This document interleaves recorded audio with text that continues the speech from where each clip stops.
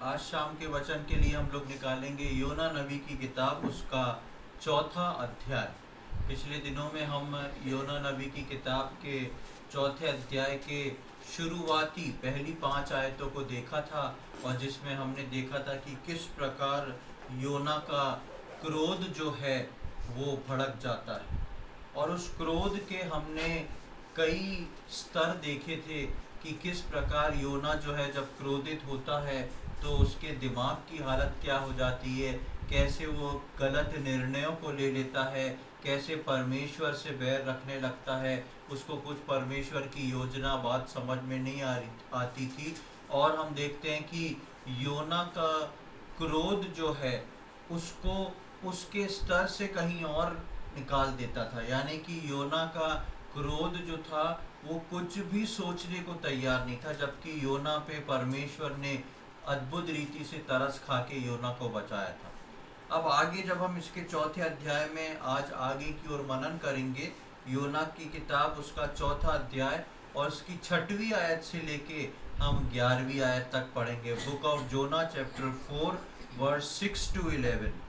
तब यहोवा परमेश्वर ने एक रेड़ का पेड़ उगाकर ऐसा बढ़ाया कि योना के सिर पर छाया हो, जिससे उसका दुख दूर हो।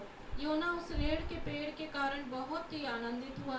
सवेरे जब पौ फटने लगी तब परमेश्वर ने एक कीड़े को भेजा, जिसने रेड़ का पेड़ ऐसा काटा कि वो सूख गया।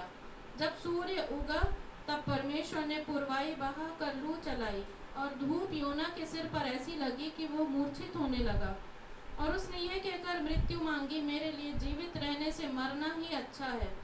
परमेश्वर ने योना से कहा, तेरा क्रोध जो रेड़ के पेड़ के कारण भड़का है, क्या वह उचित है? उसने कहा, हाँ, मेरा जो क्रोध भड़का है वह अच्छा ही है, वरन क्रोध के मारे मरना भी अच्छा होता। तब यहोवा ने कहा, जिस रेड़ के पेड़ के लिए तूने कुछ परिश्रम नहीं किया, न उसको बढ़ाया, जो एक ही रात में हुआ और एक ही रात में नष्ट भी हुआ, उस पर तूने तरस खाई है। फिर यह बड़ा नगर नीनवे, जिसमें 1,20,000 से अधिक मनुष्य हैं, जो अपने दाहिने बाएं हाथों का भेद नहीं पहचानते, और बहुत से घरेलू पशु भी उसमें रहते हैं, तो क्या मैं उस पर तरस ना खाऊं?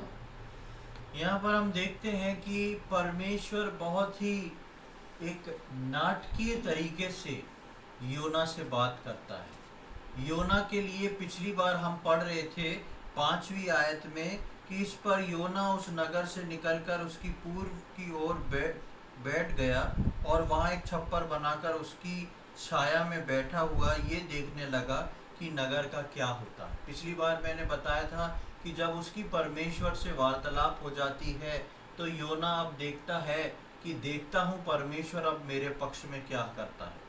क्योंकि ये योना ने ये बात परमेश्वर को अच्छे से समझा दी थी कि वो परमेश्वर से नाराज है, वो परमेश्वर के काम के कारण आनंदित नहीं है परमेश्वर से। और ये करके योना जो है वो एक छप्पर बना के उसके नीचे बैठ जाता है, ये सोच के कि अब जो है मैं देखता हूँ कि अब परमेश्वर क्या करता है। शायद परमेश्वर जो है भावुकता में आके या मेरे से डर जाने के कारण जो है परमेश्वर कुछ काम को करता है।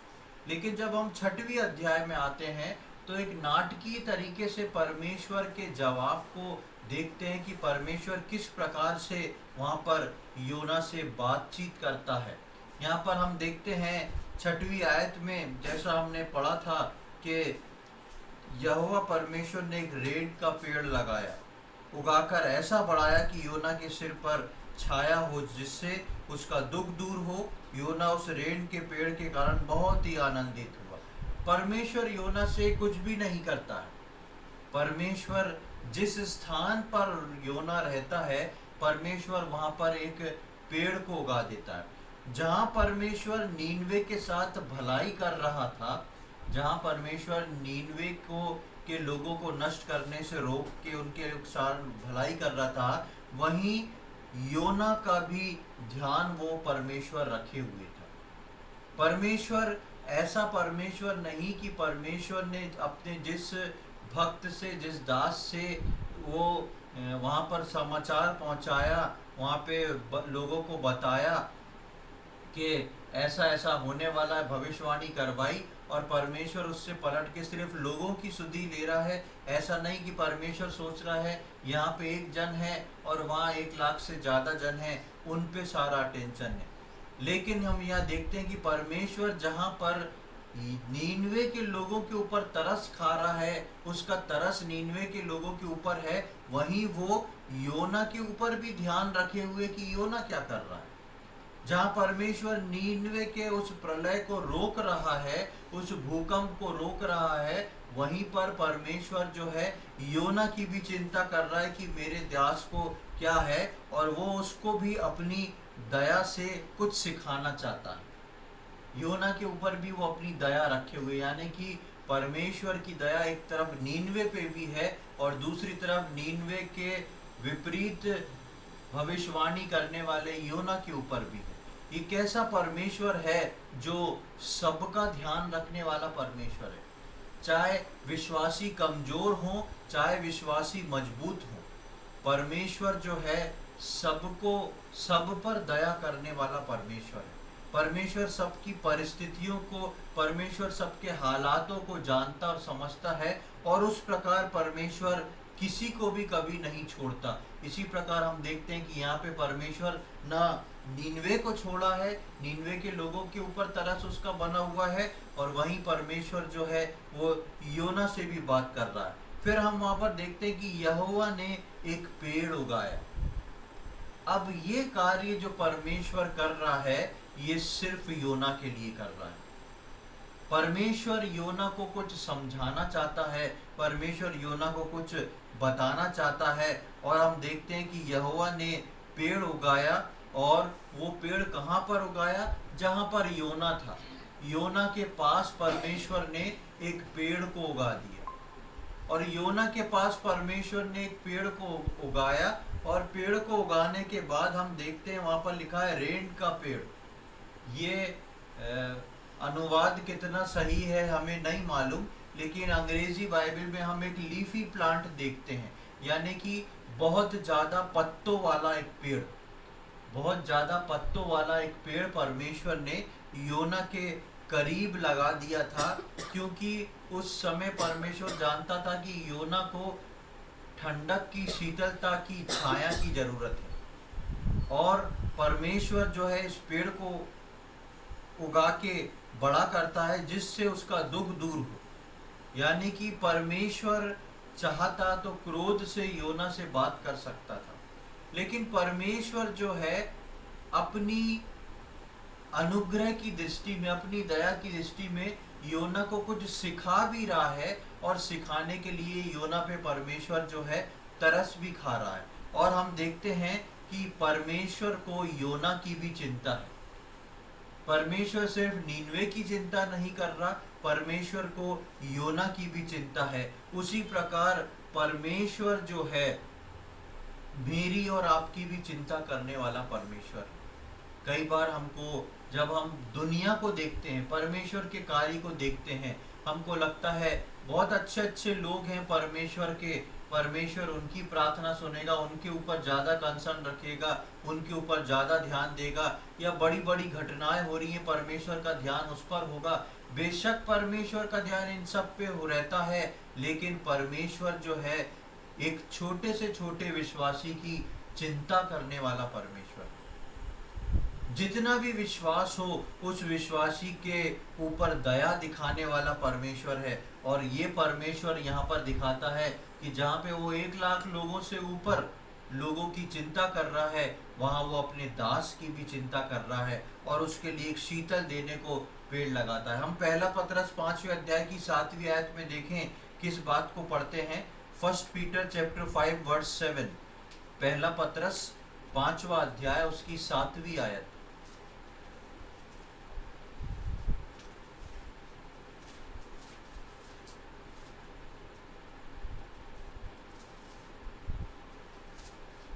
अपनी सारी चिंता उसी पर डाल दो क्योंकि उसको तुम्हारा ध्यान है।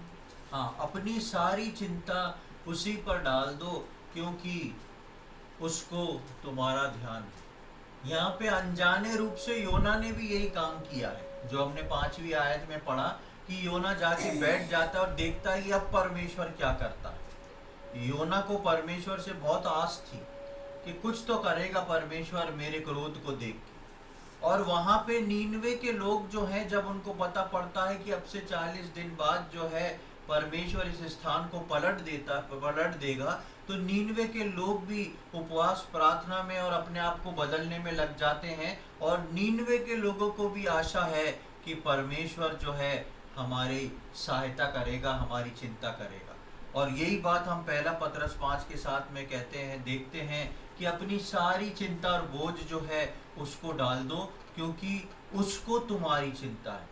प्रियो, हमारा परमेश्वर एक ऐसा परमेश्वर है जो दिन रात मेरी और आपकी चिंता करता है, जो जानता है कि मेरे ये बच्चे, मेरा ये बेटा, ये मेरी बेटी, इसके जीवन में किस चीज़ की आवश्यकता है, किस हालातों से मेरा ये बच्चा गुजर रहा है, किन किन परेशानियों को ये अपने जीवन में फेस कर रहा है, ये अपने मन में क्या सोचता है, ये अपने मन में किन बातों को फेस करता है। उन सारी चीज़ों को हम देखें तो परमेश्वर जो है वो हम सब की चिंता करने वाला परमेश्वर है, और उसकी चिंता हमारे लिए परफेक्शन के साथ होती है। यानी कि सिर्फ सोच के वो हट नहीं जाता, उसकी चिंता मेरे और आपके लिए, सभी के लिए परफेक्शन के साथ है। वो योना को आनंदित भी कर रहा है और सिखा भी रहा है। उसकी चिंता को देखें यहाँ पर कि वो योना को कुछ सिखाने जा रहा है, लेकिन उस सिखाने के साथ साथ योना को वो आनंदित भी कर रहा है, क्योंकि उस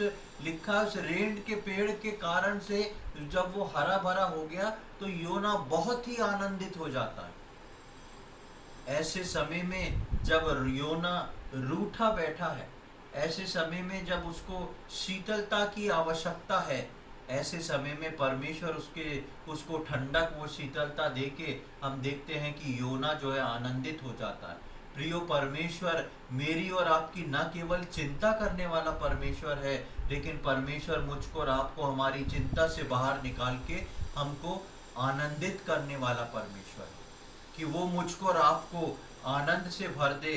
उसकी निगाहें जो हैं प्रसन्न होती हैं, परमेश्वर प्रसन्न होता है जब वो मुझको और आपको आनंदित देखता है। उसके बाद हम 7वीं आयत में आते हैं और लिखा है, सवेरे जब पौ फटने लगी तब परमेश्वर ने कीड़े को भेजा, जिसने रेंड का पेड़ ऐसा काटा कि वो सूख गया। अब दूसरे दिन ही हम देखते हैं कि सीन बदल जाता है। परमेश्वर ने जहां खुद एक पेड़ को उगा के बढ़ा दिया था, जिसमें हरियाली हो गई थी, दूसरे दिन हम देखते हैं पौ फटते ही सुबह ही परमेश्वर जो है ये उसी पेड़ पे कीड़े को भेजता है, और वो कीड़ा क्या करता है, उस पेड़ को खाना शुरू कर देता है, जिसके कारण से वो पेड़ पूरा सूख जाता है। परमेश्वर ने एक कीड़ा भेजा, जहां एक और परमेश्वर की आज्ञा से पेड़ बढ़ रहा है, जहां एक और परमेश्वर की आज्ञा से पेड़ बढ़ रहा है, वहीं उसकी आज्ञा से कीड़ा पेड़ काट रहा है। दोनों बातों को हम होता हुआ देखते हैं। एक तरफ परमेश्वर की आज्ञा से एक पेड़ उगा, परमेश्वर की आज्ञा से वो पेड़ बढ़ा, दूसरी ओर परमेश्वर ने कीड़ा भेजा जो परमेश्वर की आज्ञा से उसको काटना शुरू कर रहा है। यानी कि सब कुछ परमेश्वर के अधीन है और उसकी आज्ञा पर चलते हैं। हर चीज आप देखेंगे योना के जीवन में शुरू से देखते आ रहे हैं, आंधी, तूफान, समुद्र, मछली, और उस प्रकार नीनवे को पहुंचना, और उसके बाद ये रेन का पेड़ उगना, और वो कीड़ा, सब चीज जो है हम देखते हैं, चाहे वो बड़ी समुद्र की लहरें क्यों ना हो, समुद्र की एक सुनामी क्यों ना हो, और चाहे ये एक छोटा सा कीड़ा क्यों ना हो, ये सब जो हैं परमेश्वर की आज्ञा पर चल रहे हैं। ये सब परमेश्वर के द्वारा बनाई हुई, रची हुई चीजें हैं। ये सब के सब परमेश्वर की आज्ञाओं पे चल रहे हैं, क्योंकि ये परमेश्वर के भय में है। आज हम इस बात को सोच के देखें, मैं और आप जो मनुष्य हैं, जिसको परमेश्वर ने सारी सृष्टि से बेहतर और अच्छा बनाया है, सबसे बढ़िया बनाया है, मैं और आप उसकी आज्ञाओं पे कितने टिके हुए रहते हैं। क्या जिस प्रकार परमेश्वर आज्ञा देता है और लहरें थम जाती हैं, जिस प्रकार परमेश्वर आज्ञा देता है और एक महामत्स्य योना को निगल लेता है, जिस प्रकार परमेश्वर आज्ञा देता है तो उतने ही समय बाद वो महामत्स्य योना को उगल देता है। परमेश्वर आज्ञा देता है तो पेड़ उग रहा है, परमेश्वर आज्ञा दे रहा है तो एक छोटा सा कीड़ा आके उस पेड़ को खा रहा है। सब कुछ को हम परमेश्वर के अधीन और सब कुछ को हम परमेश्वर के आज्ञाकारिता में देखते हैं। प्रियो, परमेश्वर ने मुझको और आपको बनाया। भजन संहिता में हम पढ़ते हैं कि मनुष्य क्या है कि तू उसकी सुधि रखता है, लेकिन वही मनुष्य जिसकी सुधि परमेश्वर रखता है, वही मनुष्य कई बार परमेश्वर की आज्ञाओं को पूरा करने में फेल होता है। वहीं पर परमेश्वर के कई बार कहने पे मैं और आप परमेश्वर की आज्ञाओं को पूरा नहीं करते हैं, क्योंकि हम अपनी इच्छा से चलना चाहते हैं, हम अपने हिसाब से चलना चाहते हैं। परमेश्वर को तो मानते हैं, परमेश्वर पर विश्वास भी रखते हैं, लेकिन हम जो हैं आज्ञाओं को उस रीति से पूरा नहीं करते जिस रीति से परमेश्वर ने आज्ञाओं को रखा है। एक कीड़ा पेड़ सुखाने को काफी था। यहाँ पर हम देखते हैं परमेश्वर ने कितने कीड़े भेजे थे? एक कीड़ा भेजा था। परमेश्वर चाहता तो कई कीड़ों को भेजता और जल्दी सुखाने के लिए, लेकिन एक रेन का पेड़ और इतना बड़ा पेड़ जिसके पत्ते की छाव में योना बैठा है, यानी कि एक छोटा सा पौधा नहीं है, वो इतना बड़ा हो गया है जिसके पत्तों की छाव में योना बैठा है। उस बड़े पेड़ को सुखाने के लिए एक कीड़ा काफी है। उस बड़े पेड़ को सुखाने के लिए एक कीड़ा काफी है। परमेश्वर का एक इशारा मेरे और आपके जीवन को सुखाने के लिए काफी होता है। वो तो एक रेन का पेड़ है जो कि एक कीड़े से सूखना काफी है, उसका एक कीड़े के कारण वो सूख गया। आप सोच के देखें, ये वो परमेश्वर है जो मुझको और आपको, हमारे जीवन को एक इशारे से सुखा सकता है। एक आप बात को बोल के मेरे और आपका जीवन जो है वो मुस्कुराहट से मुरझाहट में भर जाएगा, मुरझा सकता है। लेकिन परमेश्वर ऐसा करता नहीं। हम आज्ञाएं पूरी नहीं करते हैं, उसके बाद भी परमेश्वर ऐसा नहीं करता, क्योंकि वो तरस से भरा परमेश्वर है, धीरज रखता है और अनुग्रह देता है। ये परमेश्वर के कैरेक्टर है। वो करुणा निधान है, विलंब से कोप करने वाला है और अनुग्रह करके चलने वाला परमेश्वर है। वहां पे तो परमेश्वर ने एक ही दिन उगा के एक ही सवेरे दूसरे दिन उस कीड़े को भेज दिया और वो एक कीड़ा पेड़ को सुखाने के लिए काफी था। यहाँ हम सोच के देखें, परमेश्वर मुझको और आपको कितने दिन देता है।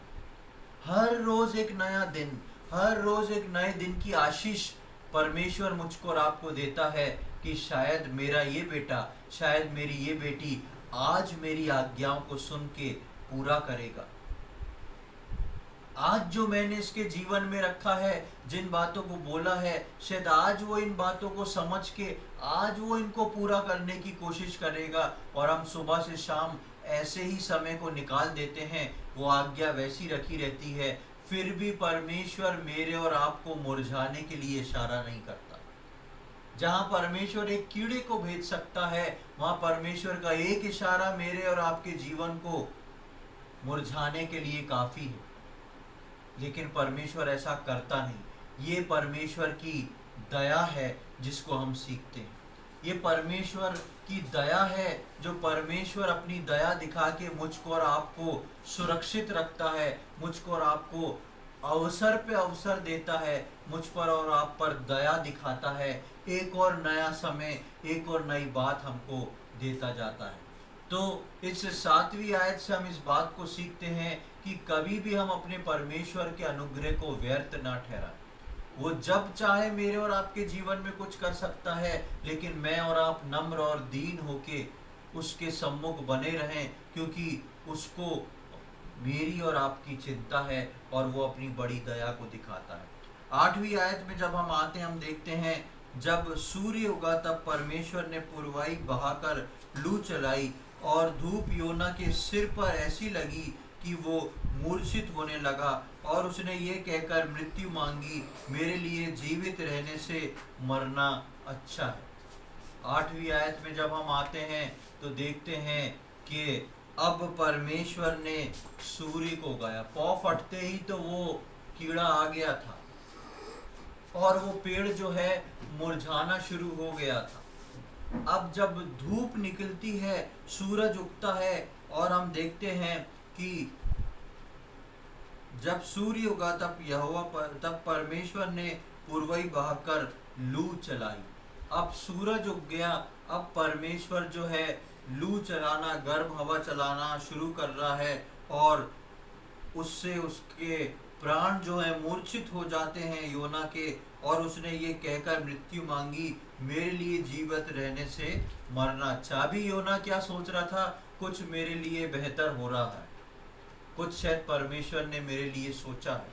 अब योना देखता है ये क्या हो गया, एक पेड़ तो उगा था वो सूख गया और गर्मी के कारण उसके प्राण मूर्छित हो जाते हैं और वो फिर से प्रार्थना करने लगता है। तो 8वीं आयत में हम देखते हैं कि दुखी होकर फिर से योना वही प्रार्थना करता है कि मरना है। 8वीं आयत में योना फिर से दुखी होकर वही प्रार्थना करने लगता है जो 4थे अध्याय की शुरुआत में वो अपने प्राणों को मांगता है कि मेरा प्राण ले लिया जाए मुझसे। वापस से वो मृत्यु को मांगता है, लेकिन परमेश्वर और उसकी योजना को नहीं समझना, अपने आपे से बाहर नहीं आना चाहता। योना जो है अभी भी एक छोटी सी घटना को देख के योना जो है फिर से गुस्से में आ जाता है, लेकिन योना इन सारी बातों को देख के समझ नहीं रहा कि मेरे जीवन में क्या हो रहा है, परमेश्वर क्या सिखा रहा है। और योना की कठोरता जो है वो एज इट इज बनी हुई है। प्रियो, मेरे और आपके जीवन में भी कई बार जब परमेश्वर हमसे बात करता है, हमारे जीवनों में कुछ चीजों को लाता है, कुछ उतार चढ़ाव हमारे जीवन में आता है, तो कई बार हम परमेश्वर को समझने के बजाय विपरीत प्रार्थनाओं को करते हैं और सोचते हैं कि परमेश्वर मेरी प्रार्थनाओं को नहीं सुन रहा, परमेश्वर मेरे जीवन के विपरीत खड़ा है, इसलिए मेरे जीवन में ये सारी चीजें आ रही हैं। हम कभी इस बात को नहीं सोचते कि ये जो हो रहा है इसके पीछे परमेश्वर की क्या योजना है। और ऐसे में शैतान हमको तैयार करता है और मजबूत करता है कि हम जो हैं अपने हठ में बने रहें, यानी कि हम अपने आपे से बाहर ना आए, अपने आपे के बंधन में हम बंधे रहें। हम नम्र और दीन होके प्रभु के सम्मुख क्षमा मांग के नहीं आए कि प्रभु मैं उन बातों को नहीं समझ पा रहा हूँ, यदि मेरे जीवन में कोई गलती है तो मुझे क्षमा करें और मुझे बताएं कि आपकी डीलिंग क्या चल रही है, आप किस बात को मुझे सिखाना चाहते हैं, मुझको क्या बात करना चाहिए। और यहाँ पर हम सेम योना के जीवन में देख रहे हैं कि एक पेड़ बढ़ा सूख गया और योना वापस अपने उसी आपे में आ जाता है और बोलता है कि मेरे लिए मृत्यु सही है, मेरे को मृत्यु ही चाहिए। वो ये नहीं सोच रहा नम्र और दीन होके कि मुझको परमेश्वर की सलाह चाहिए, मुझको परमेश्वर को समझना है कि क्या परमेश्वर मेरे जीवन में करना चाहता है, लेकिन वो कहता है कि मृत्यु चाहिए। योना कौन है? परमेश्वर का सेवक, परमेश्वर का दास। योना कौन है? परमेश्वर के पीछे उसकी आज्ञा के अनुसार चलने वाला, लेकिन योना अपने आपे में है। प्रभु यीशु मसीह क्या बोलते हैं? देखिए मत्ती रचित सुसमाचार उसका 16वां अध्याय और उसकी 24वीं आयत। Gospel according to Matthew chapter 16 verse 24। मत्ती रचित सुसमाचार उसका 16वां अध्याय और उसकी 24वीं आयत में देखें क्या लिखा हुआ है। तब यीशु ने अपने चेलों से कहा, यदि कोई मेरे पीछे आना चाहे तो अपने आप का इनकार करे और अपना क्रूस उठाए और मेरे पीछे हो ले। हाँ, यहाँ पर प्रभु यीशु मसीह ने अपने चेलों को कहा, यदि कोई मेरे पीछे आना चाहे तो अपने आपे का इनकार करे। अपने आपे का इनकार करना प्रभु यीशु मसीह बता रहा है अपने चेलों को, और यही बात जो है योना पे लागू होती है। योना परमेश्वर के पीछे चल तो रहा है लेकिन अपने आपे में है। वो अपने आपे का इनकार नहीं कर रहा, वो कह रहा है जो कुछ भी हो रहा है, जैसा भी हो रहा है, मैं अपनी जगह पर ठीक हूँ। अगर गलत है तो परमेश्वर गलत है, मैंने तो सब सही किया है, गलती परमेश्वर की मेरी नहीं है। चाहे मुझे मृत्यु भी आ जाए, और अपने लिए मृत्यु को मांग भी रहा है। वो कह रहा है कि मृत्यु आ जाए वो मेरे लिए ठीक है, बनस्पत परमेश्वर की आज्ञा पे चलना। ये किस बात को योना अपने जीवन से प्रदर्शित कर रहा है? योना इस बात को बता रहा है कि मैं अपने संपूर्ण हट में हूं, मैं अपने आपे का इनकार नहीं कर रहा। और यही बात प्रभु यीशु मसीह अपने चेलों को बोलते हैं, और चेलों को बोलने के साथ साथ नए नियम के हर विश्वासी को बोलते हैं, मैं और आप यदि प्रभु में आए हैं तो मुझको और आपको अपने आपे का इनकार करके ही प्रभु के पीछे हम चल सकते हैं। यदि हम अपने आपे का इनकार नहीं कर सकते तो हमारे को प्रभु के पीछे चलने की कोई आवश्यकता नहीं। यदि हम अपने शौक, अपनी बातचीत, अपने तरीकों को बदलने के लिए तैयार नहीं हैं तो प्रभु यीशु मसीह के पीछे चलने के योग्य नहीं। यदि हम बोले हमने प्रभु को उद्धारकर्ता के रूप में ग्रहण कर लिया है और जीवन हमारा वैसा का वैसा ही चल रहा है जैसा हमारा शारीरिक स्वभाव था, तो अब तक हमने अपने आपे का इनकार नहीं किया है। और ऐसा विश्वास आगे चल के बहुत खतरनाक हो जाता है, जैसा योना के जीवन में देखते हैं कि योना का विश्वास बहुत खतरनाक है। उसको मृत्यु चाहिए, उसको और कुछ भी नहीं सुनना, उसको परमेश्वर की बात भी नहीं सुनना है। उसको कुछ बोलना है तो यह है कि मुझे मृत्यु चाहिए। इसलिए परमेश्वर के पीछे चलने वाले जो हैं उनके लिए जरूरी है कि वो अपने आपे का इनकार करके प्रभु के पीछे चले। उसके बाद हम 9वीं आयत में आते हैं और वहां देखते हैं परमेश्वर ने योना से कहा, तेरा क्रोध जो रेन के पेड़ के कारण भड़का है, क्या वो उचित है? उसने कहा, हाँ, मेरा जो क्रोध भड़का है वो अच्छा ही है, वरन क्रोध के मारे मरना भी अच्छा होता।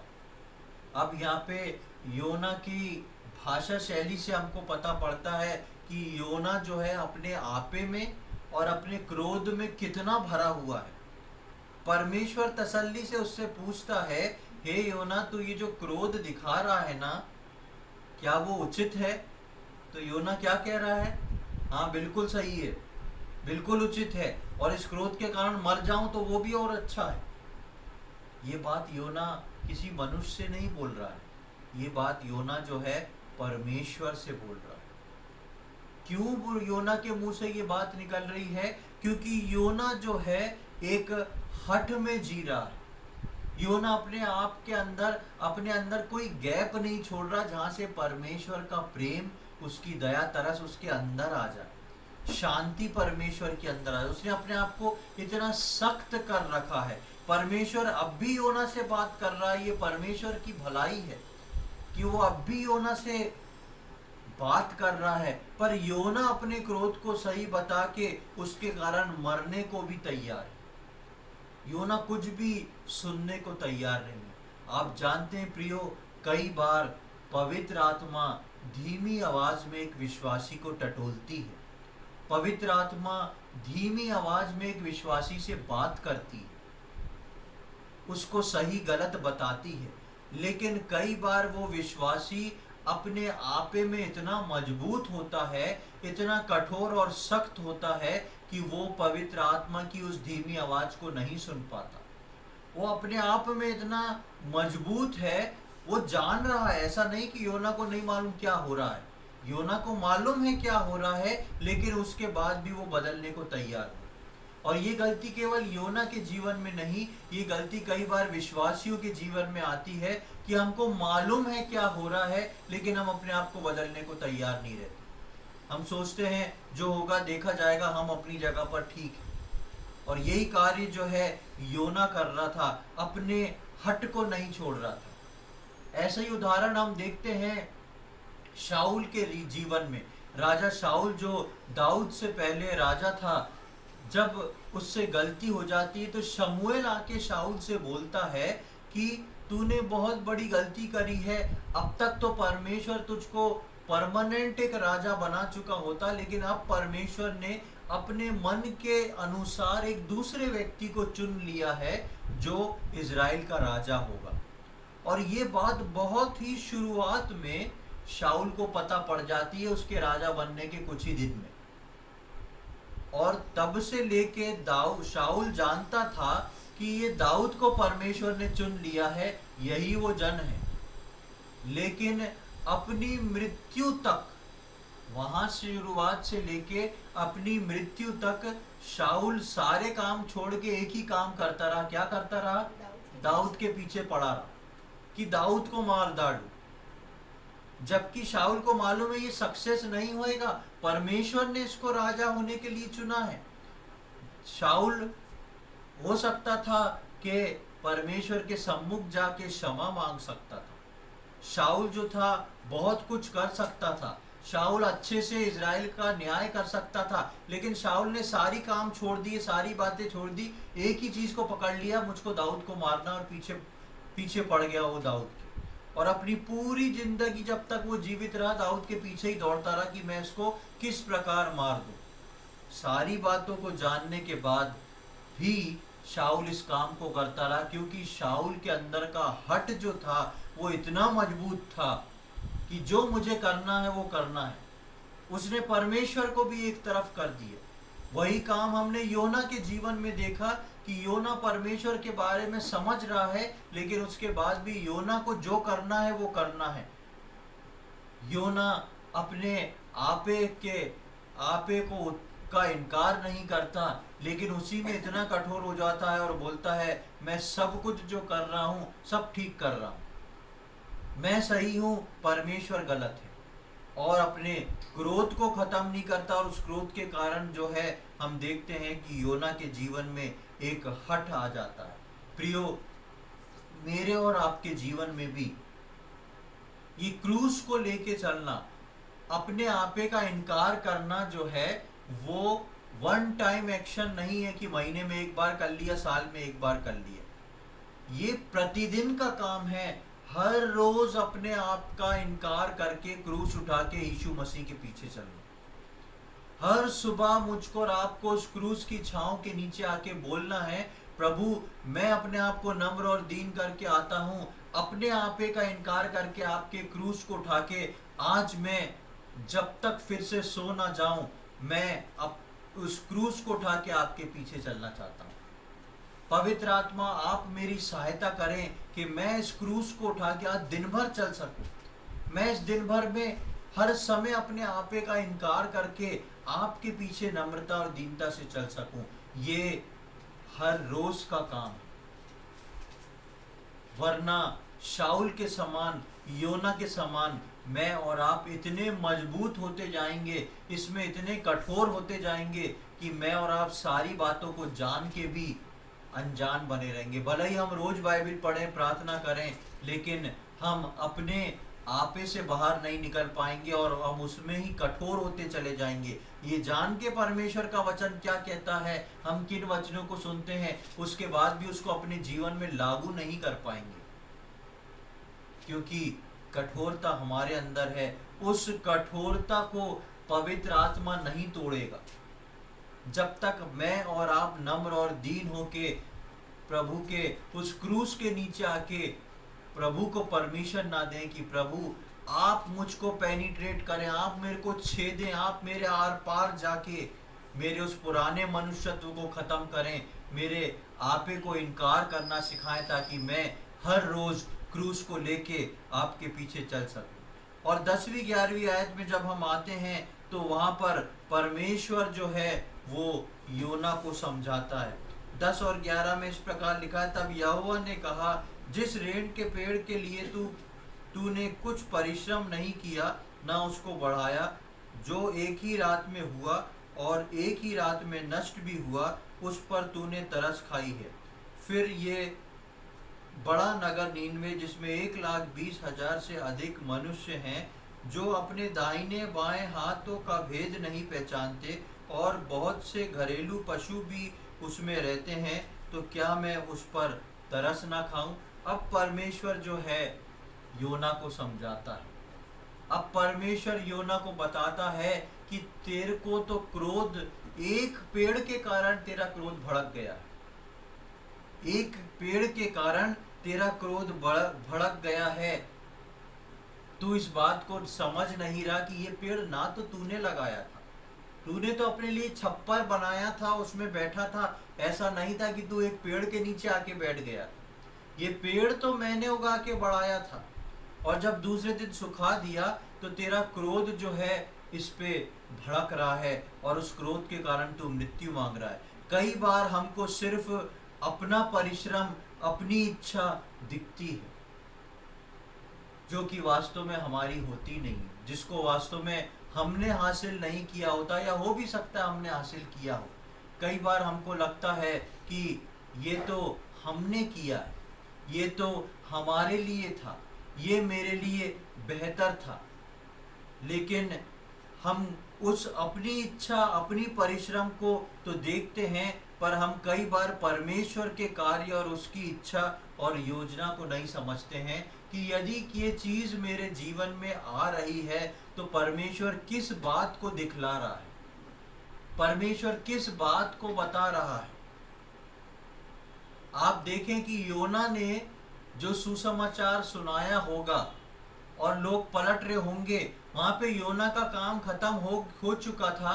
परमेश्वर ने योना को बोला था जाके नीनवे में इस समाचार को दे कि 40 दिन 40 रात बाद जो है वो नीनवे उलट दिया जाएगा, और योना का काम खत्म भी हो चुका था। अब योना को क्या करना था? योना का काम खत्म हो गया, योना को क्या करना था? कहाँ बैठना था? हैं? अरे योना का काम खत्म। योना को परमेश्वर से बोलना चाहिए, प्रभु बोल दिया ना, अब वापस जाऊं क्या? जहां से आया हूं वापस जाऊं, काम खत्म हो गया मेरा। लेकिन योना क्या कर रहा है? क्योंकि उसने परमेश्वर के सामने बिगाड़ कर लिया है, योना जो है किनारे बैठ गया है, यहाँ का नाश देख के ही जाऊंगा, मैं जीतूंगा या परमेश्वर जीतेगा आज। योना वहीं छज्जा डाल के गर्मी में बैठा। अरे तेरे को बोला है क्या कि वहां बैठ गर्मी में? लेकिन योना रुका हुआ है। क्यों रुका है? क्योंकि वो कहते, उस हमने 5वीं में देखा ना कि उसकी छाया में बैठा हुआ ये देखने लगा, वो ये देखने लगा कि नगर का क्या होता होगा, और एक क्वेश्चन मार्क है। यानी कि योना वहां बैठ के देखता है कि अब देखता हूं परमेश्वर क्या करता है। मैंने परमेश्वर को समझाया है कि ये काम करना है, इस प्रकार से चलना है, ऐसा नहीं होता कि बोलने के बाद आप पीछे हट जाओ। तो योना जो है काम खत्म होने के बाद भी वहां बैठा है इस बात को देखने के लिए। कई बार मैं और आप प्रियो अपने जीवन में अपने एफर्ट्स, अपने परिश्रम, अपनी शक्ति, अपनी बातों को देख लेते हैं और ये नहीं सोचते कि परमेश्वर की इसके पीछे योजना क्या है। मैं और आप सिर्फ परमेश्वर के हाथों के कार्य हैं, जिन कार्यों को परमेश्वर ने करने के लिए इस पृथ्वी पे भेजा है। उन कार्यों की कंप्लीटनेस जो है वो मेरे और आपके द्वारा नहीं है, वो परमेश्वर के द्वारा है। परमेश्वर सिर्फ मुझको और आपको इस्तेमाल करता है हर छोटे से छोटे और बड़े से बड़े कार्य के लिए। लेकिन योना चाहता था कि कार्य जो हो परमेश्वर का वो भी मेरे अनुसार हो, और वो इस प्रकार वहां पर बैठ जाता है। हम भी प्रियो कई बार परमेश्वर की योजनाओं को नहीं समझते हैं। परमेश्वर जहां इजराइलियों की सुधि रखता है, वहीं वो नीनवे के लोग और पशुओं पर भी तरस खा रहा है।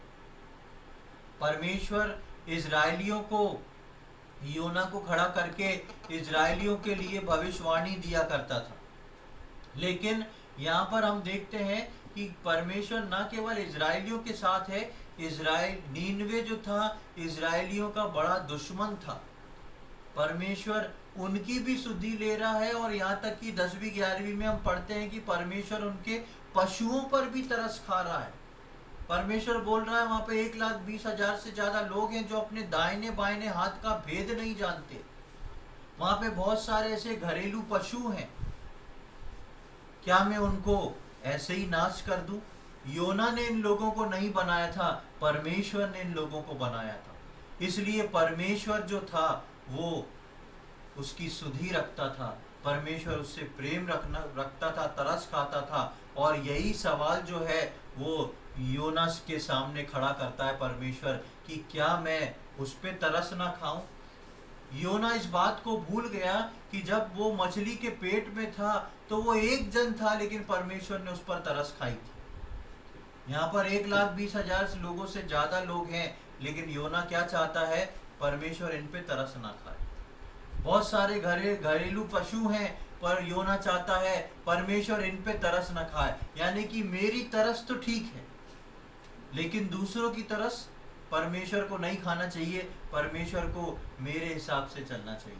प्रियो, हम देखते हैं कि इस पुस्तक में जहां हम योना के चरित्र को देखते हैं, योना के चरित्र को हमने पहले अध्याय से लेकर चौथे अध्याय तक इस पुस्तक में देखा, कैसे कैसे बदलाव उसके अंदर आए, कैसी कैसी बातें उसके जीवन से निकली। वो वहां पर हम योना के चरित्र को देखते हैं, वहीं परमेश्वर के अधीन हम सबको देखते हैं।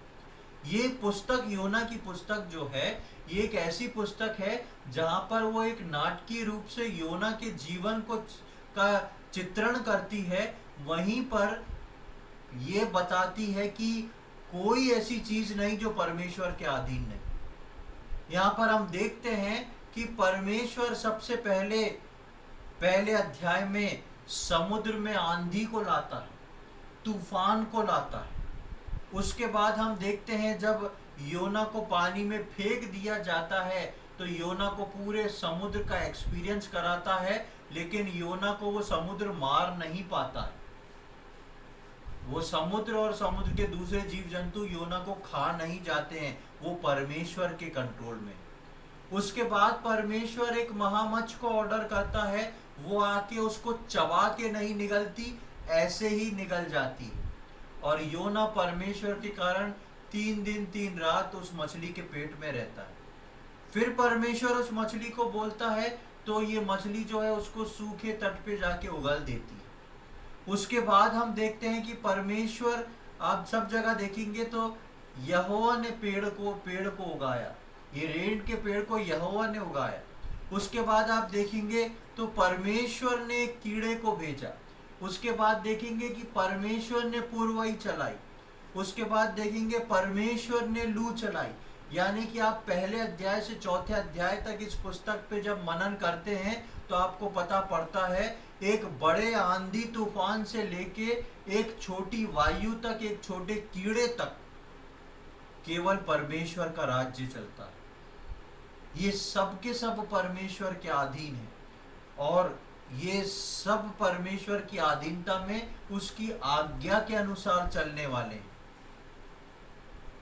ये पुस्तक मुझको और आपको बताती है कि किस प्रकार सारी प्रकृति, सारे जीव जंतु, सारे मौसम, यानी कि छोटे छोटे कीड़े तक जो हैं वो प्रभु के अधीन है। ये पुस्तक इस बात का, विशेषकर इस बात को बताती है। ये पुस्तक आज्ञाकारिता और समर्पण का बड़ा सबक है। ये पुस्तक जो है आज्ञाकारिता और समर्पण का बड़ा सबक है जो मुझको और आपको मिलता है कि आज्ञाकारिता परमेश्वर के लिए कितनी जरूरी है। चाहे वो आज्ञा छोटी हो, चाहे वो आज्ञा बड़ी हो, मेरे और आपके जीवन के लिए आज्ञा कितनी महत्वपूर्ण है। जब हम आज्ञा निभाते हैं तो कैसे हम परमेश्वर के फेवर को पाते हैं, जब हम आज्ञा को नहीं निभाते हैं तो कैसे हम अपने आप को खुद परमेश्वर से अलग हटके दुख में जाते हैं। हमको परमेश्वर को समझते हुए उसका आज्ञाकारी बनना है। योना के समान हट और क्रोध को लाके अपने जीवन में शैतान को हमको कभी भी मौका नहीं देना है। योना की पुस्तक जो है इस बात को बताती है। और योना के लिए नेगेटिव ना सोचें। योना ने ये सब कुछ किया तो, लेकिन ये पुस्तक बाद में योना के द्वारा ही लिखी गई, जो इस बात को बताता है कि योना ने खुल के अपनी मूर्खतापूर्ण बातों को भी लिखा है। यानी कि योना, एक समय आया जब योना जो था समझ गया और उसने इस पुस्तक को लिखा। और उसने बताया इस बात को कि मैंने कितनी मूर्खता करी परमेश्वर के सामने। इसलिए ये पुस्तक जो है योना के द्वारा ही लिखी गई है। इसलिए योना की पुस्तक से मुझको और आपको ये सबक मिलता है कि हम आज्ञाकारी बने रहें, हम समर्पित जीवन को जिएं और कभी भी हट करके, क्रोध करके अपने जीवन में शैतान को मौका ना दें कि शैतान जो है मेरे और आपके जीवन में इस काम को करे। परमेश्वर इन वचनों को समझने में हम में से प्रत्येक की सहायता करे। प्रभु के नाम की महिमा हो।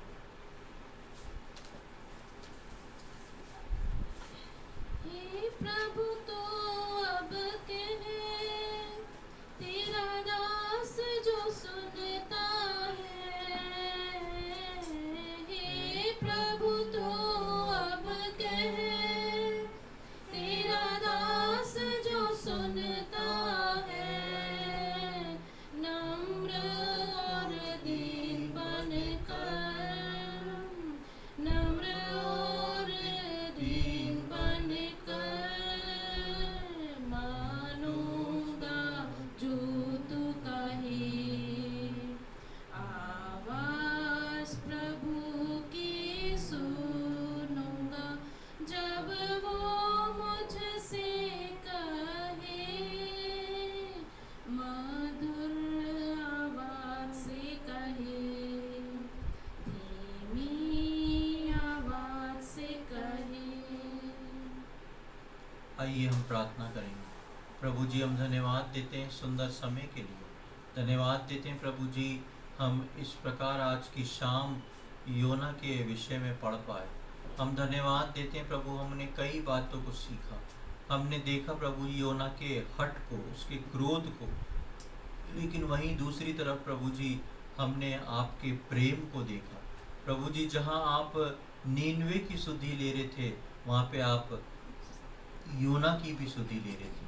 एक और आप नीनवे को सिखा रहे थे, एक और आप प्रभु आप योना को भी सिखा रहे थे। हम धन्यवाद देते हैं प्रभु इन सारी बातों के लिए। प्रभु हम प्रार्थना विनती करते हैं, हम सब के जीवन में भी बहुत सारी कमी घटियाँ हैं। हम सब प्रभु जी कई बार योना के समान हट करते हैं।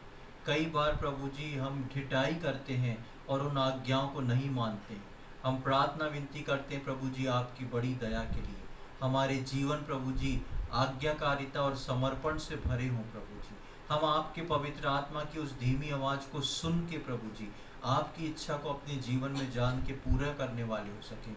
हम में से प्रत्येक जितने हैं प्रभु जी, हर रोज़ प्रभु जी अपने आपे का इनकार करके आपके क्रूस को उठा के चलने वाले हो सकें, ऐसी हमारी विनती प्रार्थना है। हम एक एक जन के लिए प्रार्थना करते हैं प्रभु जी कि ऐसे समय में प्रभु जी कोई भी समस्याएं, कोई भी ऐसी बात जिसमें विश्वासी जन फंसे हैं प्रभु जी, वो उसमें से निकलने पाए प्रभु जी, और प्रभु आपकी इच्छा, आपकी आज्ञाकारिता, आपकी दया को पूरा कर सके प्रभु। इस सारी बातों के लिए हम धन्यवाद देते हैं। आपने प्रार्थना को सुना है, उसके लिए हम धन्यवाद देते हैं। सारी बातें अपने उद्धारकर्ता प्रभु यीशु मसीह के पवित्र और मीठे नाम से मांगते हैं, आमीन।